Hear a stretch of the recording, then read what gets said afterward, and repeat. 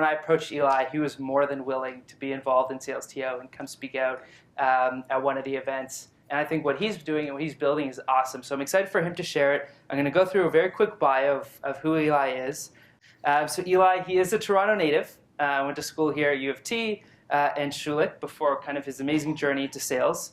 A few years after graduation, he found himself in San Francisco working at first Oracle and then Salesforce in 2005. He played a big role in the sales productivity and enablement side of things.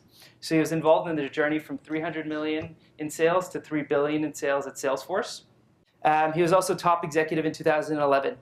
Eli is now the CEO of an awesome company in the Bay Area called SalesHood, which is focused around simplifying and automating sales productivity using video.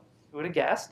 And lastly, Eli has written a book on his experience. I've heard great things from some folks in the Toronto community who've already had a chance to dive into it. Eli's dad's also here. And from what I understand, Eli learned a lot of his early sales lessons working with his dad at a young age in Toronto. So great to see his family coming in, supporting him. So without further ado, I want to invite Eli up to the stage.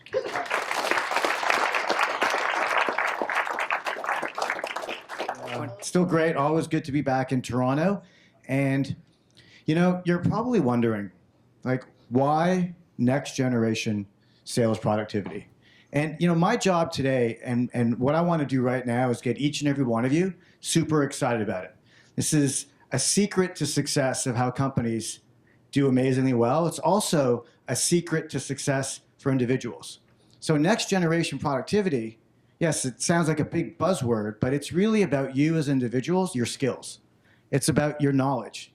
And most importantly, it's about your money. And it's about becoming more skilled and learning as much as you can and ultimately putting more money in your pocketbook.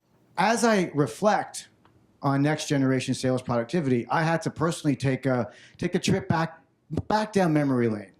And as I think about kind of my childhood, you know, yes, my dad, my mom, my sisters, my brothers-in-laws, and you know, they're all here. The whole Cohen family is here, which is great support. Great to have them here.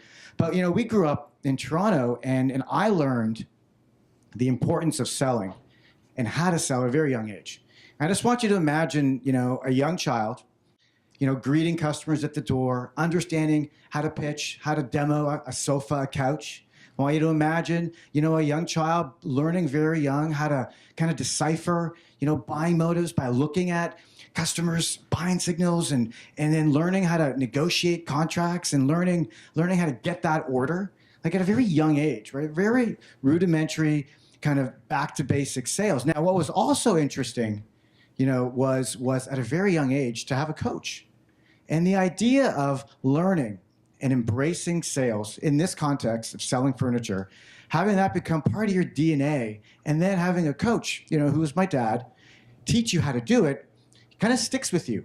And you know, from furniture, for those of you that know, well, all of you know Toronto, I then went and started selling first aid supplies, like hardcore, knocking on doors, door to door with a briefcase of Band-Aids. You walk up to the receptionist, you look them in the eye and you say, "Hi, I'm here to replenish the first aid supplies." Every time I did that pitch, I'd have my manager waiting in the car and we would talk about, you know, what went well, what didn't go well, how did you do, how far did you get in, and we would talk. I'd have this coach.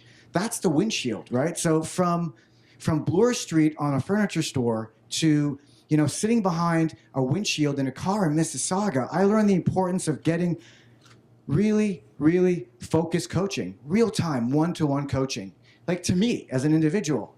And then fast forward a whole bunch of years, and you get to San Francisco. I ran productivity, meaning I was the senior vice president of sales productivity from the years 2005 until 2013, which was amazing. It was awesome. It was intense. And I'll tell you something, when Mark Benioff would come up with a new pitch deck, which happened a lot, like a lot, right? Like he's an amazing marketer, but he'd call us into his office and he'd walk us through the slides.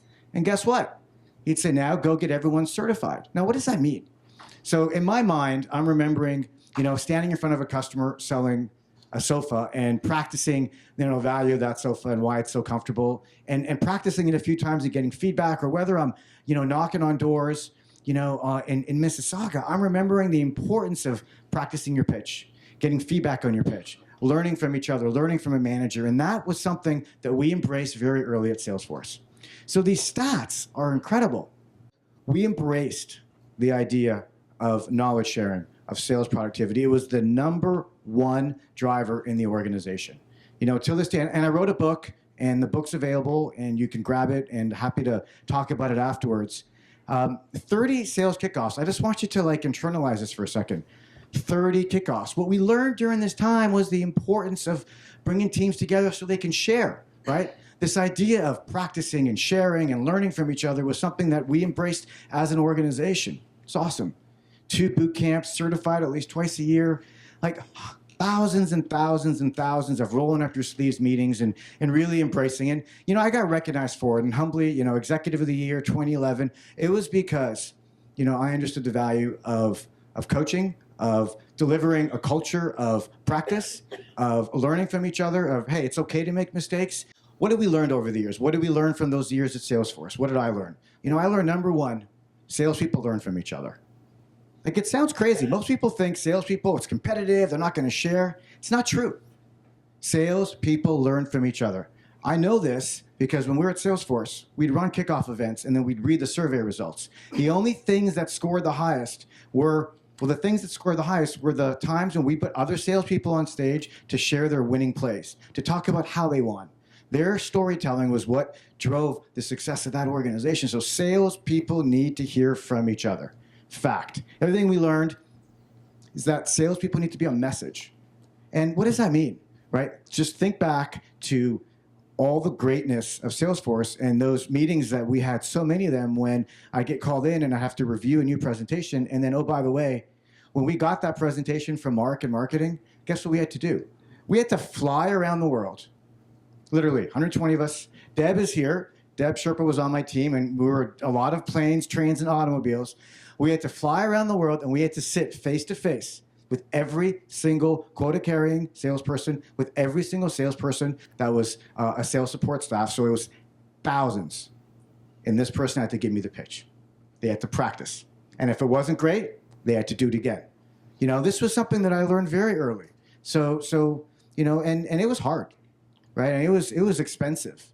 And it was 120 people, $40 million a year expensive was how much this cost. But it was worth it.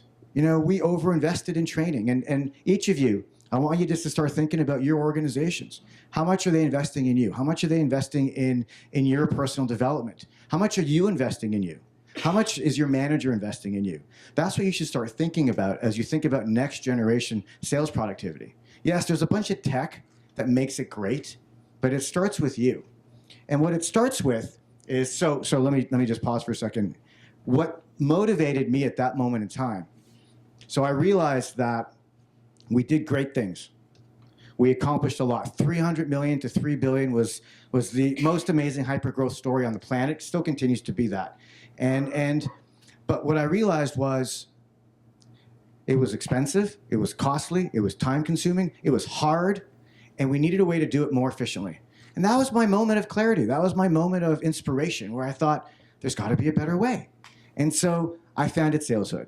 And SalesHood's a company, that focuses in on helping salespeople learn from each other to ultimately deliver, revenue, money in your pocket. But we're using video and mobile and social so we get off of the planes. Now, this isn't a pitch for the company. What I want you to do is just recognize the power of Salesforce, the awesomeness of having these personalized, real-time coaching experiences that need to happen in order for us to be successful. And I want you to just imagine that here is 15,000 people that are now doing this every day, embracing that, right? My goal here is to have you embrace the idea of learning from each other inside of your go-to-market, inside of your culture with your teams, because it takes work. And so there are a ton of companies today that are doing it, but what's the so what? Here's the so what. So back at Salesforce, we knew salespeople that practiced, salespeople that were open to feedback, salespeople that took the time to watch their peers pitch, that took the time to learn from each other, that appreciated the stories. We knew those salespeople, guess what? they were always the ones that we brought on stage. They're the ones that we celebrated. They're the ones that got the $10, $20, $30,000 watches. They're the ones that got the cars. They're the ones that are killing it today and that are, millionaires because they focused on their trade. Now, over the last 3.5 years, we decided to focus the same energy and program, but in a more scalable way. So I use this slide here to present to you a proof point. So what this slide tells you is the following. If you practice your presentations, your stories, your demos, if you practice, you sincerely, genuinely practice, and you get feedback from your managers and from your peers, you will generate more pipeline and you will make more money. Here's the data. So, we've got hundreds of thousands of videos up recorded in the last 3 years. And the data is this.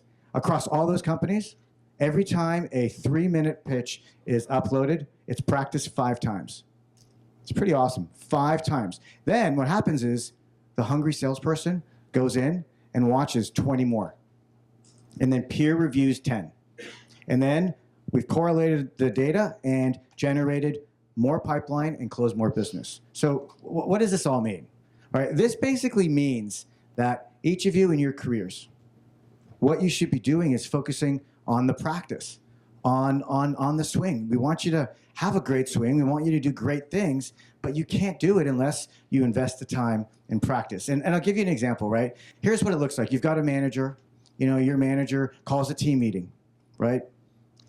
When you have that team meeting, maybe the manager will go around in a circle and talk about deals or talk about pitches or talk about wins. Here's what you shouldn't do. That's not a time to kind of check out until you get called on. Shove your face in Facebook or Twitter, and then that's the time to kind of turn off all the social and really lean into practice, lean into giving feedback, because every single thing that your peers are going to say and that they're going to share with you is pure gold. And that's what I learned over the years. Sales people learn from each other. And that's the mission that we're on. And that's the mission that I'm on personally, is to bring next generation sales productivity specifically to each and every salesperson on the planet to help you ultimately become better at what you do. And so here's kind of a couple parting words. I know we've got a full agenda, and super grateful to have the opportunity to come speak, especially in my hometown. It's super cool. And also super cool to get to see a lot of new faces. But here's some parting words. So first of all, be hungry. We can talk about being hungry, or we can be hungry. Be hungry to learn, be hungry to make money, be hungry. The message today is for you as individual sales professionals, right? Take your career, own that practice, own the peer reviews, own the idea of kind of leaning into your sales organization and trying to find out who are the top reps. Because that's it, right? That's how you're going to win. Learn a little bit from rep 1, learn a little bit from the next person. And if you could glean a little bit from everybody, you're going to do great things. Now, this is a novelty, right? This isn't something that is just, something that just comes natural for anyone. And that's why we're talking about it. It's not just natural to, raise your hand and say, I want to hear your pitch. Can you share it with me? Or hey, I'm going to give you some feedback. So that's why be hungry, know what the top reps are doing, practice. This is an important one. In order to embrace next generation sales productivity, you got to be open to feedback. Like, hey, it's okay to have an and a no. It's actually welcomed because it's real, it's human. And you know what? It's okay to give constructive criticism. Watching someone's presentation or watching a peer's account plan or having someone go through their demo and just telling them, great job, when it sucked, doesn't help anyone. Like, just give them real feedback and hear what they have to say. Be an adult about it. Be constructive. Can't be mean, but be real, be positive. And, I love this one. Make every moment a learning moment. Hey, Kenny, dude, thank you. Thank you. Round of applause for Eli.